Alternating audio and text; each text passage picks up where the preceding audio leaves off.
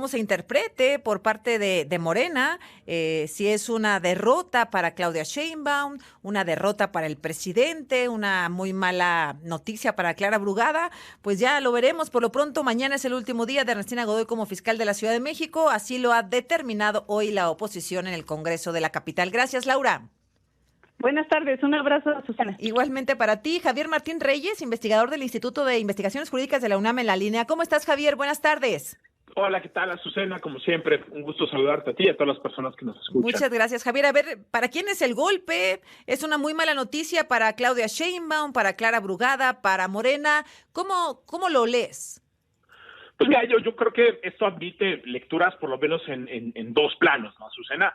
El primer golpe, yo te diría, es directamente para la fiscal general pues sí. De la Ciudad de México, Ernestina Godoy. Vaya, yo creo que obviamente el balance de su actuación como la primera fiscal general de un órgano autónomo, pues claramente es de claroscuros, Azucena, ¿no? O sea, es decir, yo sí creo que hay una parte que hay que reconocerle, y era que era un reto enorme transitar, déjame ponerlo así, de la vieja procuraduría que dependía, ¿no?, de los jefes o de las jefas de gobierno, hacia una fiscalía que lo importante, Azucena, no solo era que fuera autónoma, que por supuesto eso es muy importante, sino también la idea es que se convirtiera en una fiscalía más eficaz, que persiguiera mejor los delitos, que tuviera mejores tasas una vez que se judicializan, ¿no? Porque a final de cuentas la impunidad solo se combate con sentencias condenatorias, y también hay que decirlo, Azucena, el reto era transitar a una fiscalía que fuera más respetuosa de los derechos humanos. A ver, ¿no? déjame hacer un paréntesis aquí. ¿Te parece, Javier Martín Reyes, que fue una fiscalía autónoma e independiente?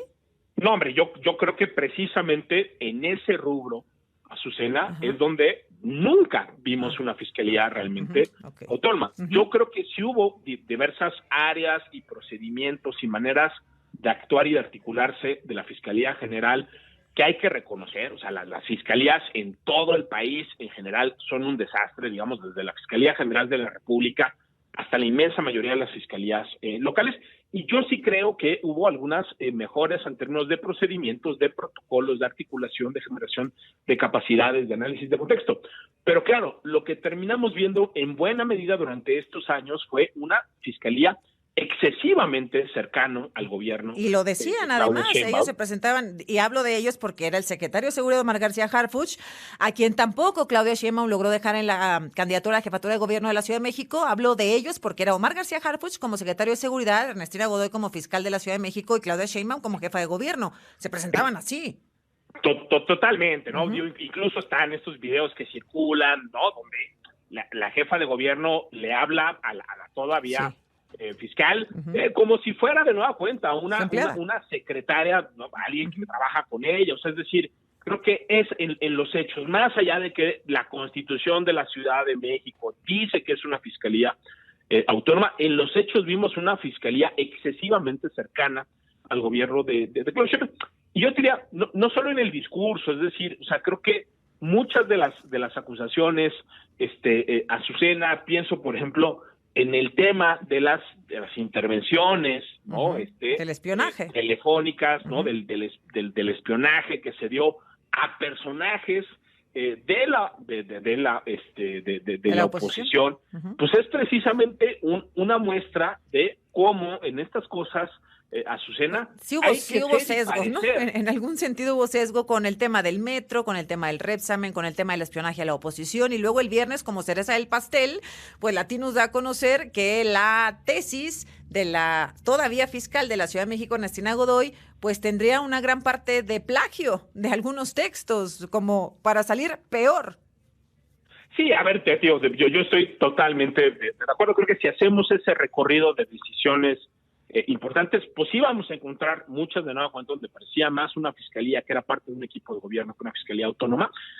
La acusación del viernes también, yo te diría, Azucena, pues caray, lo que hay son, digamos, este no es un caso, bueno, la otra cosa es decir también el caso de Yasmín Esquivel, tú te recordarás que ahí pues, un agente del Ministerio Público, un fiscal de la Ciudad de México, pues prácticamente exoneró a Yasmín Esquivel o intentó exonerar a Yasmín Esquivel en 6 días. Eso creo que también... Y congelaron a la UNAM. A favor, eso, digamos, ahí hubo una contribución por la fiscalía. Y de nuevo, ¿no? O sea, creo que en el caso del plagio, pues digo, a ver, no es un plagio tan burdo como el de Yasmín Esquivel, donde Esquivel básicamente agarró una tesis que ya estaba defendida y le recortó unas partes, le modificó 3 palabras y la presentó como propia. Acá lo que tenemos, pues que eso también es plagio, hay de plagios a plagios, pero sigue siendo plagio, pues son pasajes que son prácticamente transcripciones literales de 2 autores por lo menos, uno de ellos Mauricio Merino, un académico muy afamado, ¿no? Y creo que lo que indigna a Azucena, pues no solo es el tema del plagio, que de por sí es grave, y yo creo que tenemos un problema sistémico en México en esa materia, sino también es la respuesta. O sea, a mí me sorprendió mucho los términos de la respuesta por parte de la Fiscalía General y de ella en particular, pues ahora sí que yo diría con un comunicado, pues que es retórica pura, que de nueva cuenta se trata de victimizar, dice que esto es una campaña, que si de la oposición... Sí, pero además utilizando a la Fiscalía, para defender un tema personal. Claro, porque a ver, de nueva cuenta, lo que hizo Ernestina Godoy cuando era alumna o tesista de la UNAM no es algo que está relacionado con su desempeño como fiscal. Entonces, eso tenía que ser una respuesta individual definida por vías, ¿no? Personales. Individuales, y no utilizar los recursos de la Fiscalía para defender a la fiscal de un tema que en sentido estricto no está relacionado con su función, sino que tiene que ver con su ámbito privado académico. Ahora, Ernestina Godoy no se va a quedar sin trabajo porque ya dijo el presidente, yo aquí la recibo en el gobierno, en lo que le queda de su gobierno, seguramente Claudia Sheinbaum también, hoy Ricardo Monreal, muy oficioso, ya sabes, Ricardo Monreal diciéndola... debería haber sido propuesta como senadora o ser propuesta como senadora, no sé, sin trabajo no se queda, así que bueno, por lo pronto mañana se va. La pregunta, Javier, ¿qué sigue? ¿Cuál es el procedimiento en breve para nombrar al siguiente fiscal o a la siguiente fiscal?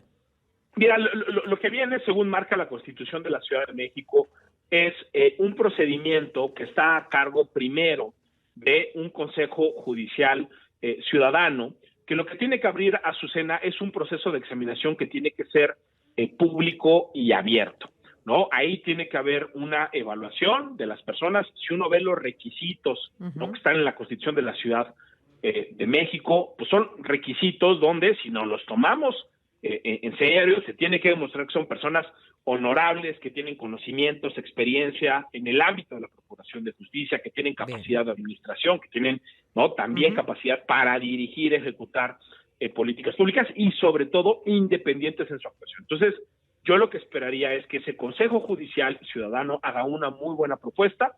De ahí lo que veríamos es una terna que tendrá que salir del Consejo Judicial Ciudadano. Este se mandará al ahora jefe de gobierno, Martí Batres, quien tendrá 15 días nada más, 2 semanas para hacer una propuesta, es decir, para elegir a una propuesta que tendrá que ser una propuesta de designación, y después la última palabra la tendrá el Congreso de la Ciudad de México, y ahí, de nueva cuenta, al igual que para la ratificación se necesitaban 2/3 partes, Azucena, también para esto se necesitan 2/3 partes para nombrar a la nueva persona titular. ¿Cuántas propuestas puede enviar el jefe de gobierno?